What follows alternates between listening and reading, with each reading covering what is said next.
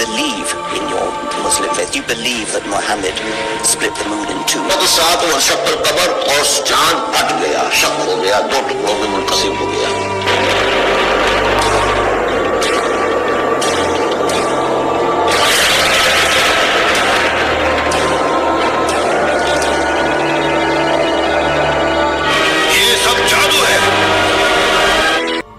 السلام علیکم ورحمۃ اللہ وبرکاتہ۔ رسول اللہ صلی اللہ علیہ وسلم کے پاس مشرکوں کا ایک گروہ آیا جس میں ولید بن مغیرہ، ابو جہل، عاص بن وائل، عاص بن ہشام، اسود بن عبد المطلب اور نضر بن حارث بھی تھے۔ انہوں نے رسول اللہ صلی اللہ علیہ وسلم سے کہا کہ اگر آپ واقعی سچے ہیں تو ایسی سچائی کے ثبوت میں چاند دو ٹکڑے کر کے دکھائیں، اس طرح کہ اس کا ایک ٹکڑا قبیس کی پہاڑی پر اور دوسرا ٹکڑا کائکار پر ہو۔ نبی اکرم صلی اللہ علیہ وسلم نے پوچھا کہ اگر ایسا ہو گیا تو کیا تم لوگ ایمان لے آؤ گے؟ انہوں نے کہا ہم ضرور ایمان لائیں گے، آپ یہ معجزہ دکھائیں تو صحیح۔ نبی کریم صلی اللہ علیہ وسلم نے اللہ سے دعا کی اور چاند کی طرف اپنی انگلی مبارک سے اشارہ کیا۔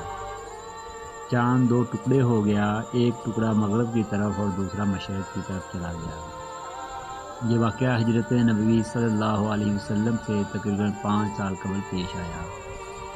روایات میں یہ بھی ہے کہ چاند کے یہ دونوں ٹکڑے دو مخالف سمتوں میں جا کر رک گئے، ایک جبل ابو قبیس پر جا کر ٹھہر گیا اور دوسرا جبل کیکان پر، دو حیرت زدہ رہ گئے۔ رسول اللہ صلی اللہ علیہ وسلم نے اس وقت یہ ارشاد فرما رہے تھے، لوگوں گواہ رہو، لوگوں گواہ رہو۔ چاند کی یہ کیفیت عصر اور مغرب کے درمیانی وقت کے برابر تک برقرار رہی۔ اس کے بعد چاند پھر اپنی حالت پر واپس آ گیا۔ ہونا تو یہ چاہیے تھا کہ جن لوگوں نے معجزہ دکھلانے کا مطالبہ کیا تھا اور اس مطالبے کی تکمیل ہونے پر ایمان لانے کا وعدہ کیا تھا، وہ اپنے وعدے کے مطابق اس وقت کلمہ پڑھ لیتے، لیکن ان کے دماغ میں تو کفر و عناد کا خناس گھسا ہوا تھا۔ وہ کسی قیمت پر ایمان لانے والے نہیں تھے۔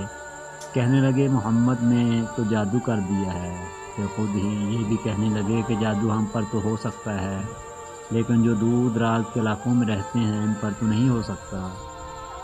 یہ بڑا واقعہ ہے، ہر جگہ کے لوگوں نے اس کا مشاہدہ کیا ہوگا، باہر سے آنے والوں کا انتظار کر لیتے ہیں، اگر وہ بھی اس واقعے کی شہادت دیتے ہیں تو ہم اسے تسلیم کر لیں گے، ورنہ اس کے جادو ہونے میں کوئی شبہ نہیں۔ چند روز کے بعد باہر سے آنے والوں کا سلسلہ بھی شروع ہو گیا، چنانچہ جس شخص سے بھی یہ پوچھا گیا کہ کیا اس نے فلاں دن چاند کو دو ٹکڑوں میں تبدیل ہوتے دیکھا اور پھر یکجا ہوتے ہوئے دیکھا ہے، اس نے یہی کہا کہ ہاں میں نے دیکھا ہے۔ اس سے معلوم ہو گیا کہ یہ معجزہ دور دور تک دیکھا گیا تھا۔ ان شہادتوں کے بعد وہ لوگ ایمان نہیں لائے اور انہیں ایمان لانا بھی نہیں تھا، ایمان ان کی قسمت میں تھا ہی نہیں۔ اس تاریخی معجزے کے بارے میں قرآن کریم کا یہ ارشاد ہے، ہمارے لیے سب سے بڑی حجت ہے، قیامت قریب آج پہنچی اور چاند شق ہو گیا۔ علامہ ابن کثیر نے اس آیت کے حوالے سے اس بات پر امت کا اجماع ذکر کیا ہے کہ یہ آیت نبی اکرم صلی اللہ علیہ وسلم کے معجزہ شق القمر کے سلسلے میں نازل ہوئی۔ اس سلسلے میں روایات بھی اس قدر کثرت سے ہیں کہ علامہ سبکی رحمۃ اللہ علیہ نے انہیں متواتر کا درجہ دیا ہے۔ صحیح بخاری و مسلم میں حضرت انس بن مالک رضی اللہ تعالیٰ عنہ کی روایت ہے کہ اہل مکہ نے رسول اللہ صلی اللہ علیہ وسلم سے درخواست کی کہ وہ انہیں اپنی نبوت کی کوئی نشانی دکھلا دیں۔ آپ صلی اللہ علیہ وسلم نے چاند کو دو ٹکڑے کر کے دکھلا دیا۔ اہل مکہ نے جبل حرا کو چاند کے دو ٹکڑوں کے درمیان دیکھا۔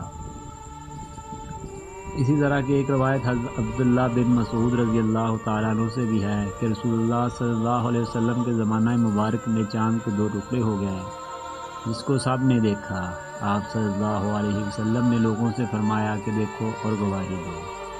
ملا محمد قاسم فرشتہ اپنی مشہور زمانہ تاریخ میں لکھتے ہیں، 30ویں صدی ہجری کی ابتدا میں کچھ عرب مسلمان کشتی پر سوار جزائر سری لنکا کی طرف جا رہے تھے کہ طوفانوں کی وجہ سے جزائر مالابار کی طرف جا نکلے اور وہاں گدن کلور نامی شہر میں کشتی سے اترے۔ شہر کے حاکم کا نام سامری تھا۔ اس نے مسلمانوں کے بارے میں یہودی اور عیسائی سیاحوں سے کچھ سن رکھا تھا۔ عرب مسلمانوں سے کہنے لگا کہ پیغمبر اسلام صلی اللہ علیہ وسلم کے حالات اور ان کی کچھ علامات بیان کریں۔ ان مسلمانوں نے اسے نبی کریم صلی اللہ علیہ وسلم کے حالات زندگی، اسلام کے اصول و مسائل اور نبی اکرم صلی اللہ علیہ وسلم کے معجزات کے بارے میں بہت سی باتیں بتلائیں اور تاریخی معجزہ شق القمر کا بھی ذکر کیا۔ اس پر وہ کہنے لگا کہ ذرا ٹھہرو، ہم اس بات پر تمہاری صداقت کا امتحان لیتے ہیں۔ ہمارے یہاں دستور ہے کہ جو بھی اہم واقعہ رونما ہوتا ہے اسے قلم بند کر کے تحریر کو شاہی خزانے میں محفوظ کر لیا جاتا ہے۔ اگر تمہارے کہنے کے مطابق محمد صلی اللہ علیہ وسلم کی صداقت کے لیے چاند 2 ٹکڑا ہوا تھا تو اسے یہاں کے لوگوں نے بھی دیکھا ہوگا، اور اتنے محیر العقول واقعہ ضرور قلم بند کر کے شاہی خزانے میں محفوظ کر لیا گیا ہوگا۔ یہ کہہ کر اس نے پرانے کاغذات طلب کیے۔ جب اسے سال کا رجسٹر کھولا گیا تو اس میں یہ درج تھا کہ آج رات چاند 2 ٹکڑے ہو کر پھر جڑ گیا۔ اس پر وہ بادشاہ مسلمان ہو گیا اور بعد میں تخت و تاج چھوڑ کر مسلمانوں کے ساتھ چلا گیا۔ علامہ سید محمود لشکری آلوسی رحمۃ اللہ علیہ لکھتے ہیں، میں نے تاریخ میں پڑھا ہے کہ جب سلطان محمود غزنوی رحمۃ اللہ علیہ ہندوستان پر بار بار حملے کر رہے تھے تب انہوں نے بعض عمارتوں پر یہ تختی لکھی ہوئی دیکھی کہ اس عمارت کی تکمیل اس رات ہوئی جس رات چاند 2 ٹکڑے ہوا۔ نبی کریم صلی اللہ علیہ وسلم کے اس معجزہ کے متعلق سائنسی تحقیق پیش کی جاتی ہے۔ اپولو 10 اور 11 کے ذریعے ناسا چاند کی جو تصویریں لی ہیں اس سے صاف طور پر پتہ چلتا ہے کہ زمانہ ماضی میں چاند 2 حصوں میں تقسیم ہوا تھا۔ یہ تصویر ناسا کی سرکاری ویب سائٹ پر موجود ہے اور تاحال تحقیق کا مرکز بنی ہوئی ہے۔ ناسا ابھی تک کسی نتیجے پر نہیں پہنچی ہے۔ اس تصویر میں راکی بیلٹ کے مقام پر چاند 2 حصوں میں تقسیم ہوا نظر آتا ہے۔ ایک ٹی وی انٹرویو میں مصر کے ماہر ارضیات ڈاکٹر زغلول النجار سے میزبان نے اس آیت کریمہ کے متعلق پوچھا، قیامت قریب اگر چاند پھٹ گیا یا اگر کوئی معجزہ دیکھتے ہیں تو منہ پھیر لیتے ہیں اور کہہ دیتے ہیں یہ پہلے سے چلاتا ہوا جادو ہے۔ انہوں نے جٹلایا اور اپنی خواہشوں کی پیروی کی اور ہر کام ٹھہرے ہوئے وقت پر مقرر ہے۔ Doctor Zaghloul El Naggar King Abdulaziz University Jeddah میں ماہر ارضیات کے پروفیسر ہیں، قرآن مجید سے سائنسی تحقیق کمیٹی کے سربراہ ہیں اور مصر کی سپریم کونسل آف اسلامی امور کے کمیٹی کے بھی سربراہ ہیں۔ انہوں نے میزبان سے کہا کہ اس آیت کریمہ کی وضاحت کے لیے میرے پاس ایک واقعہ موجود ہے۔ انہوں نے اس واقعے کی وضاحت کرتے ہوئے کہا کہ ایک دفعہ میں برطانیہ کے مغرب میں واقع کارڈ یونیورسٹی میں ایک لیکچر دے رہا تھا جس کو سننے کے لیے مسلم اور غیر مسلم طلباء کی کثیر تعداد موجود تھی۔ قرآن میں بیان کردہ سائنسی حقائق پر جامع انداز میں گفتگو ہو رہی تھی کہ ایک مسلم نوجوان کھڑا ہوا اور مجھے اس آیت کریمہ کی طرف اشارہ کرتے ہوئے کہا کہ سر کیا آپ اس قرآن پر غور فرمایا ہے؟ کیا یہ قرآن میں بیان کردہ ایک سائنسی حقیقت نہیں ہے؟ ڈاکٹر زغلول النجار نے جواب دیتے ہوئے کہا کہ نہیں، کیونکہ سائنس کی دریافت کردہ حیران کن اشیاء یا واقعات کی تشریح سائنس کے ذریعے کی جا سکتی ہے، مگر معجزہ ایک مافوق الفطرت شے ہے جس کو ہم سائنسی اصولوں سے ثابت نہیں کر سکتے۔ چاند کا 2 ٹکڑے ہونا ایک معجزہ تھا جس کو اللہ تعالیٰ نے نبوت محمدی صلی اللہ علیہ وسلم کی سچائی کے لیے بطور دلیل بتایا۔ حقیقی معجزات ان لوگوں کے لیے قطعی طور پر سچائی کی دلیل ہوتے ہیں جو ان کا مشاہدہ کرتے ہیں۔ ہم اس کو اس لیے معجزہ تسلیم کرتے ہیں کیونکہ اس کا ذکر قرآن و حدیث میں موجود ہے۔ اگر یہ ذکر قرآن و حدیث میں موجود نہ ہوتا تو ہم اس زمانے کے لوگ اس معجزہ نہ تسلیم کرتے۔ علاوہ ازیں ہمارا اس پر بھی ایمان ہے کہ اللہ ہر چیز پر قدرت رکھتا ہے۔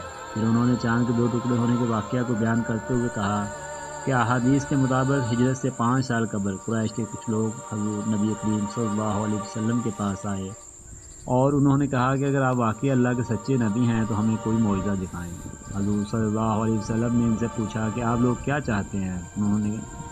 انہوں نے ناممکن کام کا خیال کرتے ہوئے کہا کہ اس چاند کے 2 ٹکڑے کر دو۔ چنانچہ حضور صلی اللہ علیہ وسلم نے چاند کی طرف اشارہ کیا اور چاند کے 2 ٹکڑے ہو گئے، حتیٰ کہ لوگوں نے ہرا پہاڑ کو اس کے درمیان دیکھا، یعنی اس کا ایک ٹکڑا پہاڑ کی اس طرف اور ایک ٹکڑا اس طرف ہو گیا۔ ابن مسعود فرماتے ہیں سب لوگوں نے اسے بخوبی دیکھا اور آپ صلی اللہ علیہ وسلم نے فرمایا دیکھو، یاد رکھنا اور گواہ رہنا۔ کفار مکہ نے یہ دیکھ کر کہا کہ یہ رسول اللہ صلی اللہ علیہ وسلم کا جادو ہے۔ کچھ اہل دانش لوگوں کا خیال تھا کہ جادو کا اثر صرف حاضر لوگوں پر ہوتا ہے، اس کا اثر ساری دنیا پر تو نہیں ہو سکتا۔ چنانچہ انہوں نے طے کیا کہ اب جو لوگ سفر سے واپس آئیں گے ان سے پوچھو کہ کیا انہوں نے بھی اس رات چاند کو 2 ٹکڑے دیکھا تھا۔ چنانچہ جب وہ آئے تو ان سے پوچھا، انہوں نے بھی اس کی تصدیق کی کہ ہاں فلاں شب ہم نے چاند کے 2 ٹکڑے ہوتے دیکھا ہے۔ کفار کے مجمع نے یہ طے کیا تھا کہ اگر باہر کے لوگ آ کر یہی کہیں تو حضور صلی اللہ علیہ وسلم کی سچائی میں کوئی شک نہیں۔ اب جو باہر سے آیا، جب کبھی آیا، جس طرف سے آیا، ہر ایک نے اس کی شہادت دی کہ ہم نے اپنی آنکھوں سے دیکھا ہے۔ اس شہادت کے باوجود کچھ لوگوں نے اس معجزے کا یقین کر لیا، مگر کفار کی اکثریت پھر بھی انکار پر اڑی رہی۔ اسی دوران ایک برطانوی مسلم نوجوان کھڑا ہوا اور اپنا تعارف کراتے ہوئے کہا کہ میرا نام داؤد موسیٰ پیپکاٹ ہے، میں اسلامی پارٹی برطانیہ کا صدر ہوں۔ وہ اپنی بات جاری رکھتے ہوئے بولا کہ سر، اگر آپ اجازت دیں تو اس موضوع کے متعلق میں بھی کچھ عرض کرنا چاہتا ہوں۔ میں نے کہا کہ ٹھیک ہے، تم بات کر سکتے ہو۔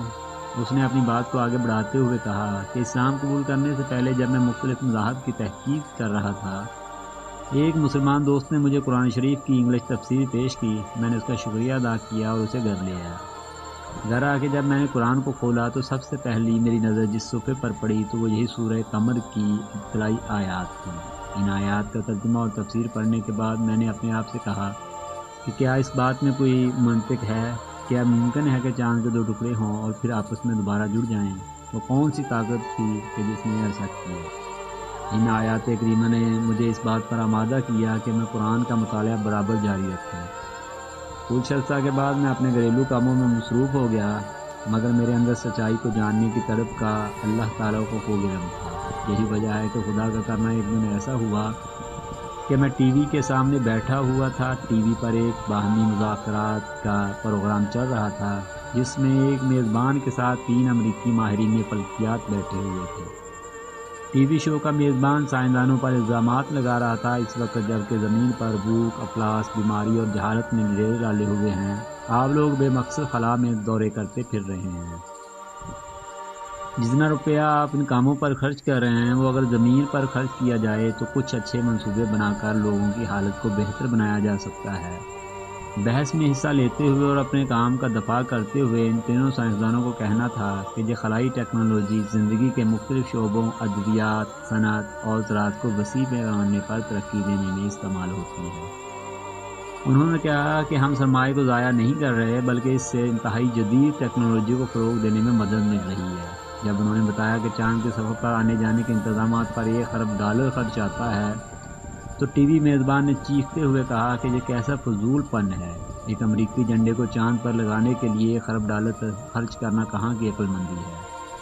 سائنسدانوں نے جواب دیا کہ ہم چاند پر اس لیے نہیں گئے کہ ہم وہاں جھنڈا گاڑ سکیں، بلکہ ہمارا مقصد چاند کی بناوٹ کا جائزہ لینا تھا۔ دراصل ہم نے چاند پر ایک ایسی دریافت کی ہے جس کا لوگوں کو یقین دلانے کے لیے ہمیں اس سے دگنی رقم بھی خرچ کرنا پڑ سکتی ہے، مگر تاحال لوگ اس بات کو ماننے سے انکاری ہیں اور کبھی مانیں گے بھی نہیں۔ میزبان نے پوچھا کہ وہ دریافت کیا ہے۔ انہوں نے جواب دیتے ہوئے کہا کہ ایک دن چاند کے 2 ٹکڑے ہوئے تھے اور پھر یہ دوبارہ آپس میں مل گئے۔